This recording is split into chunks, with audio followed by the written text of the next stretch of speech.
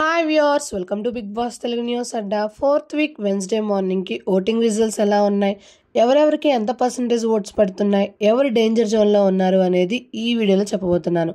అంతకుముందు మీరు నా వీడియోని ఫస్ట్ టైం చూస్తున్నట్టయితే బిగ్ బాస్కి సంబంధించిన అప్డేట్స్ కోసం మన ఛానల్ని సబ్స్క్రైబ్ చేసుకోండి.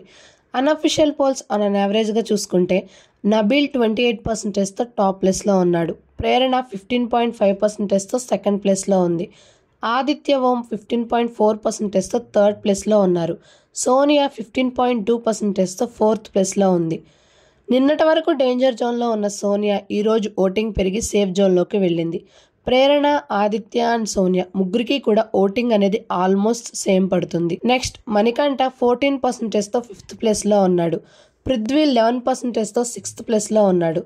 ఈరోజు ఓటింగ్ బట్టి చూసుకుంటే డేంజర్ జోన్లో పృథ్వీ ఉన్నట్టు తెలుస్తుంది. ఈ రోజు హౌస్లో బెలూన్ పట్టు, టవర్ కట్టు అనే టాస్క్ జరుగుతుంది. ఈ టాస్క్లో కాంతారా క్లాన్ వాళ్ళు విన్ అవుతారు.